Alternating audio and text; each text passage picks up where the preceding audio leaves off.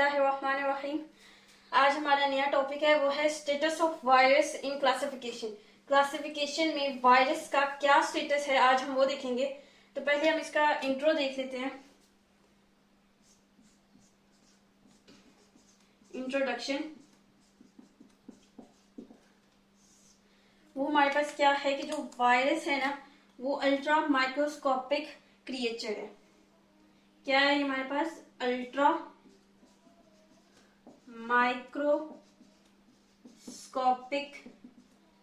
Creature है। ठीक है, अल्ट्रा माइक्रोस्कोपिक से क्या मुराद? ऐसा क्रिएचर या ऐसा ऑर्गेनिज्म जो इलेक्ट्रॉन माइक्रोस्कोप के जरिए हमें दिखता है। यानी आप ये कहने की जो लाइट माइक्रोस्कोप है या जो सिंपल माइक्रोस्कोप है उसके जरिए ये नहीं दिखेगा, आइडेंटिफाई हम नहीं कर पाएंगे। हमें इलेक्ट्रॉन माइक्रोस्कोप के जरिए ये वायरस दिखता है। तो ये एक ऐसा क्रिएचर है, यानी अल्ट्रा माइक्रोस्कोपिक क्रिएचर है। एक तो ये बात। दूसरी बात क्या है कि ये एज अ बॉर्डर लाइन है।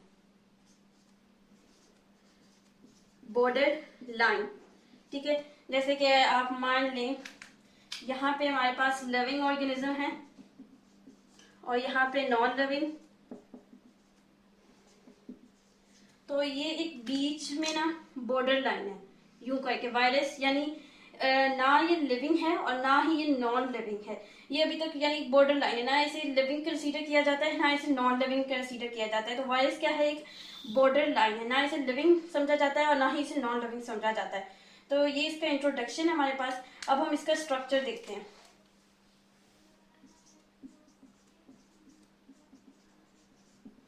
स्ट्रक्चर क्या है हमारे पास? स्ट्रक्चर ये है कि ये ए सेलुलर है। ए सेल्यूलर, ठीक है। एक हमारे पास होता है सेलुलर, एक होता है ए सेलुलर।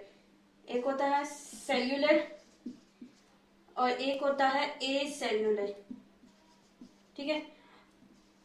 जहां पे ए सेल्यूलर मतलब ए लग जाए ना, कोई एक वर्ड है और वही वर्ड हो लेकिन उसके पीछे ए लग जाए ना, तो इसका ये मतलब होता है नॉट, यानी जो ऊपर बात की गई है ना उसकी उल्ट है, या फिर वो चीज उसमें नहीं पाई जाती। जैसे कि सेलुलर है ना, वो ये क्या है कि ये कंटेनिंग कोई भी ऑर्गेनिज्म, हम कहें ना ये एक ऑर्गेनिज्म है सेलुलर ऑर्गेनिज्म, तो इसका ये मतलब है कि वो कंटेनिंग ऑर्गेनिज्म है, कंटेनिंग सेल ऑर्गेनिज्म है, कि इसके अंदर ऐसा ऑर्गेनिज्म जो सेल कंटेन करता है। लेकिन यहाँ पे ए सेलुलर की बात आ गई, यानी नॉट, जो ऊपर बात की गई है वो ऐसी नहीं है नीचे, यानी not containing cells, not containing cell, ठीक हो गया। इसी तरह हमारे पास सेक्शुअल और ए सेक्शुअल हम कहते हैं। सेक्शुअल रिप्रोडक्शन की जो हम डेफिनेशन करेंगे ना, तो उसका रिवर्स या उसका नोट लगा के हम लिख देंगे ए सेक्शुअल रिप्रोडक्शन की डेफिनेशन। तो ए का मतलब होता है नॉट। तो जो हमारे पास वायरस है ना वो ए सेलुलर है, ठीक है। ये क्या करता है? इसके पास सेल्स नहीं होते, नॉट कंटेन सेल, ठीक हो गया। तो फिर इसके पास होता क्या है? इसके पास होता है न्यूक्लिक एसिड।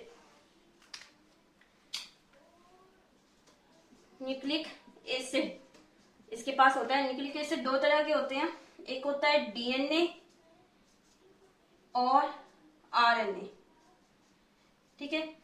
कुछ वायरस होते हैं जिसके पास डीएनए होता है, कुछ वायरस होते हैं जिनके पास डीएनए होता है, डीएनए होता है और कुछ के पास आरएनए होता है। तो ये दोनों को हम न्यूक्लिक एसिड कहते हैं। इसके पास सेल नहीं होता है, इसके पास न्यूक्लिक एसिड होता है। वो जो न्यूक्लिक एसिड होता है ना, वो प्रोटीन कोट के अंदर इनक्लोज होता है, प्रोटीन कोट के अंदर इनक्लोज होता है। मैं अपना डायग्राम के जरिए समझाती हूँ। मान लें ये हमारे पास ये डीएनए या आरएनए, अब ये यू प्रोटीन कोट के अंदर ये इनक्लोज होता है इस तरह करके, ठीक है। फिर ये इसके मजीद एक नीचे स्ट्रक्चर होता है, आपकी बुक में डिस्कस नहीं किया गया। ये स्ट्रक्चर होता है और फिर इसके यूं 6 टांगे होती हैं जिसके जरिए ये मूव करता है। तो ये वायरस होता है। ये डीएनए आरएनए कह सकते हैं, या फिर ऐसे कलेक्टिवली आप कह दें न्यूक्लिक एसिड होता है इसके पास। ये न्यूक्लिक एसिड है जो इनक्लोज है किसमें? प्रोटीन कोट में, ठीक हो गया। अब इसके पास मेटाबॉलिज्म नहीं होता। यहाँ पे हम इसकी हेडिंग दे लेते हैं रिप्रोडक्शन की, कि ये खुद को रिप्रोड्यूस कैसे करता है। ये हमारे पास हेडिंग है रिप्रोडक्शन, खुद को रिप्रोड्यूस कैसे करता है। इसके पास ना मेटाबॉलिज्म नहीं होता, नॉट मेटाबॉलिज्म। मेटाबॉलिज्म यानी आप कह लें कि इसकी मेटाबॉलिज्म यानी केमिकल रिएक्शन, इसकी बॉडी में केमिकल रिएक्शन नहीं हो रहे होते। अब ये खुद को रिप्रोड्यूस कैसे करता है? ये खुद को रिप्रोड्यूस करता है एज अ पैरासाइट होकर। पैरासाइट क्या होता है? पैरासाइट ये होता है कि एक ऑर्गेनिज्म है, वो दूसरे ऑर्गेनिज्म के ऊपर जाएगा, वहां से अपनी खुराक लेगा, अपनी नीड लेगा, अपनी शेल्टर लेगा, और उसी की मतलब उसी ऑर्गेनिज्म की मदद से खुद को रिप्रोड्यूस करेगा, एंड इन रिटर्न उसको हार्म करेगा, ना कि उसको बेनिफिशियल करेगा, हार्म करेगा। तो वायरस यही तो होता है, वायरस हमारे पास आता है, ठीक है, और हमें इन्फेक्ट करता है, लेकिन अपनी जो रिप्रोडक्शन है, जो खुद को इसने शेल्टर देना होता है, खुद को इसने जो खुराक देनी होती है, वो हमसे ले रहा होता है। तो जो वायरस है वो एज अ पैरासाइट बनकर, वायरस क्या है, एक एज अ पैरासाइट बनकर खुद को रिप्रोड्यूस करता है। एज अ पैरासाइट बनकर खुद को रिप्रोड्यूस करता है, या खुद को इंक्रीज इन नंबर करता है, increasing in number.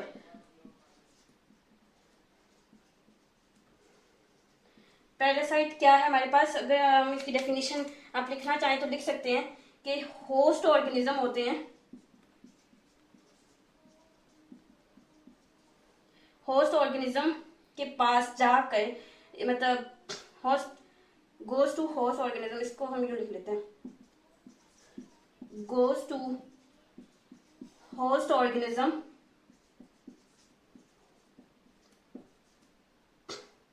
Gate food and shelter from host. Host वो जिसके ऊपर वो मतलब खुद गए हैं उसको इन्फेक्ट करने और अपनी जरूरियात पूरी करने। Gate food and shelter from host and in return, और रिटर्न में वो क्या करते हैं, उनको हार्म करते हैं, and in return harm them. ये पैरासाइट की डेफिनेशन है। तो ये एज अ पैरासाइट बनके इन रिटर्न हार्म करता है और खुद को इंक्रीजिंग इन नंबर करता है। तो जो ये जो एज अ पैरासाइट जिसको बनाता है, वो प्लांट्स भी हो सकते हैं, एनिमल्स भी होते हैं, और बैक्टीरिया को भी ये पैरासाइट बनाता है। ठीक हो गया।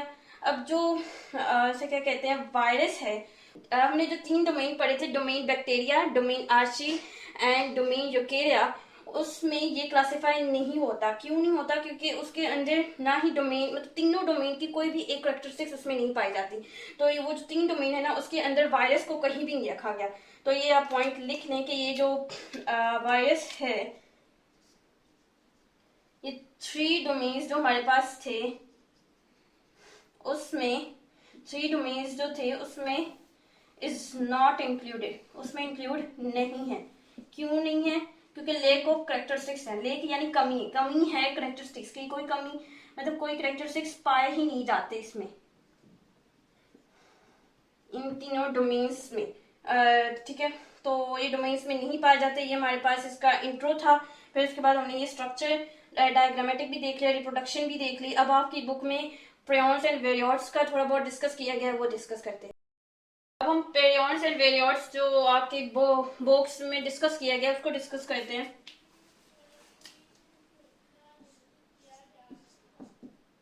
पेरियॉन्स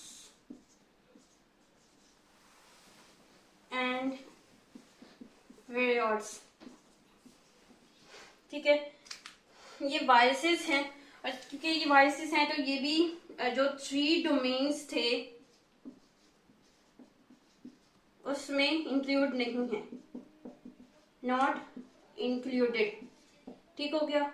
जो हमारे पास पेरियॉन है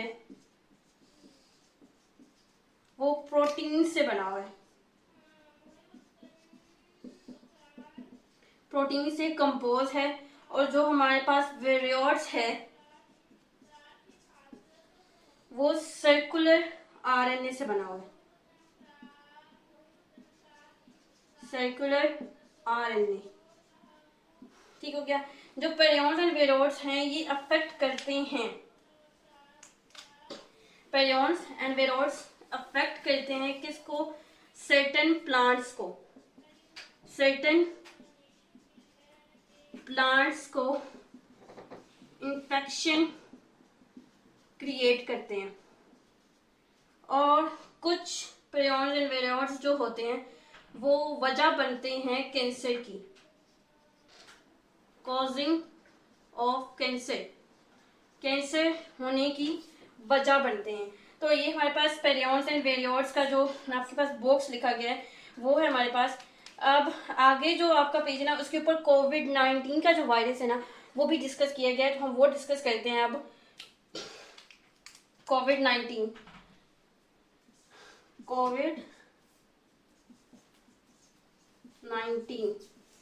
ठीक हो गया। इसका हम पहले आइडेंटिफिकेशन देख लेते हैं कि ये आइडेंटिफाई कब हुआ था।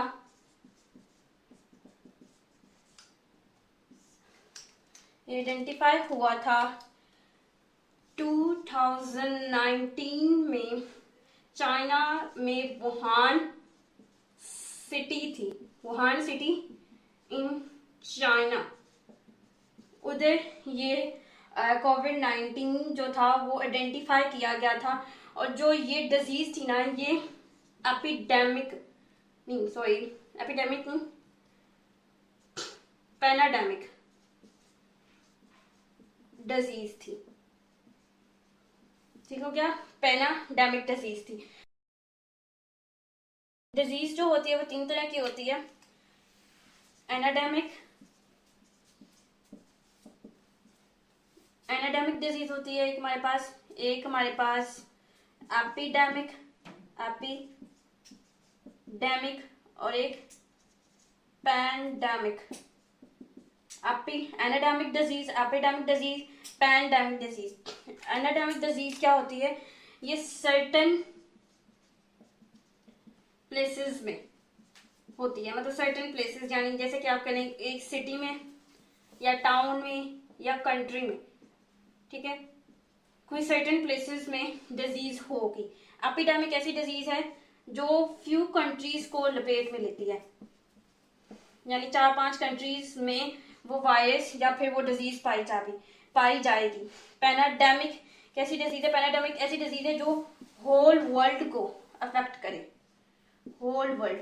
और कोविड-19 या जो कोरोना वायरस था उसने पूरी दुनिया को ही अपनी लपेट में लिया हुआ था, पूरी दुनिया को ही अफेक्ट किया था, तो इसलिए हम इसको पैंडेमिक डिजीज कहते हैं। तो ये इसकी आइडेंटिफिकेशन है। अब ये सेपरेट यानी ये फैलता कैसे है अब वो देखते हैं। ये सेपरेट कैसे होता है? वो सेपरेट जो है वो एक रेस्पिरेटरी ड्रॉपलेट्स की फॉर्म में सेपरेट होता है। सेपरेट कैसे होता है? Respiratory droplets. अब रेस्पिरेटरी ड्रॉपलेट्स कैसे मतलब आके सेपरेट होते हैं? वो होते हैं कफ के जरिए, जब हम खांसते हैं, स्नीजेस जब हमें फ्लू हुआ होता है, ठीक है, टॉक जब हम बात कर रहे होते हैं, या फिर हम टच कर रहे होते हैं सरफेसेस को, ऐसी सरफेसेस जो कॉन्टामिनेटेड हों वायरस से।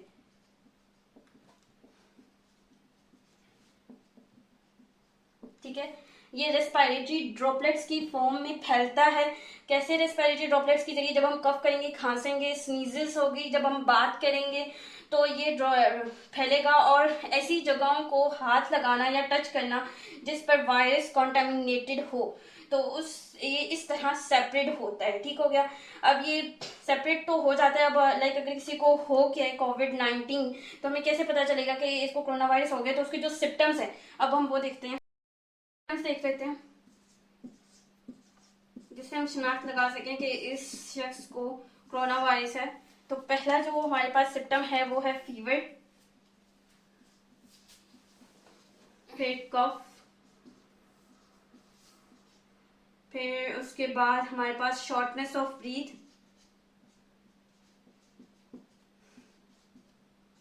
सांस लेने में मसला उसको होता है, फिटिज यानी थकावट, कमजोरी या लेक ऑफ एनर्जी आप कह सकते हैं। ठीक हो गया। लॉस ऑफ टेस्ट और स्मेल, टेस्ट करने की और सूंघने की जो एक सलाहियत है वो उसकी कम होने लग जाती है। इसके बाद हमारे पास आता है बॉडी एचेस। एचेस से मुराद पेन, यानी बॉडी में पेन शुरू होने लग जाता है। हेड एची होता है हमें, मतलब हमारे उसे क्या कहते हैं, दिमाग में दर्द वगैरह होना शुरू हो जाता है, पेन होना शुरू हो जाता है।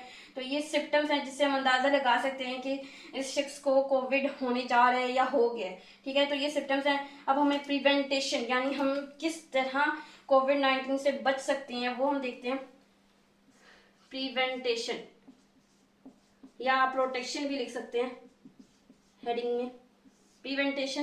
प्रिवेंटेशन क्या है? सबसे पहले जो हमें बताई गई थी वो थी wearing a mask. Wearing a mask over nose and mouth. अपने मास्क पहनना है ओवर नोज एंड माउथ, ताकि आपको अगर हुआ हुआ है तो किसी को हो ना, और अगर किसी और को हुआ हुआ है तो आपको ना हो सके। तो आपने वेयरिंग अ मास्क करना है। वॉश हैंड्स फ्रिक्वेंटली, यानी ज्यादा से ज्यादा जितनी मरतबा आप हाथ धो सकते हैं उतने धोएं। एटलीस्ट 20 सेकेंड्स तक तो आपने हाथ धोने हैं, या फिर आप सैनिटाइजर करें। ठीक है, सैनिटाइजर में क्या होता है, 60% अल्कोहल होता है। अल्कोहल होता है जो वायरसेस जो होते हैं ना उसको तकरीबन खत्म कर देता है, यानी डेड कर देता है, और या फिर उसका असर खत्म कर देता है जो हमारी बॉडी पे होना होता है। और जो तीसरा अहम था वो ये था कि वैक्सीनेशन करवाएं। वैक्सीनेशन के जरिए भी कोविड से बचा जा सकता था। तो ये 3 प्रिवेंटेशन थी जिसके जरिए हम कोविड-19 से बच सकते थे। सिम्टम्स आपसे डिस्कस कर चुके हैं। आइडेंटिफाई कैसे हुआ था, ये आइडेंटिफिकेशन कहाँ पे हुआ था, ये हो गई है। और सेपरेट भी कि किस तरह ये फैल रहा है वो भी हम डिस्कस कर लिए। तो पूरा एक बॉक्स जो आपकी बुक में था वो हम डिस्कस कर चुके हैं। तो ये हमारे पास आज का टॉपिक था। उम्मीद करती हूँ समझ आई होगी। नेक्स्ट वीडियो में मुलाकात होती है। खुदा हाफिज़।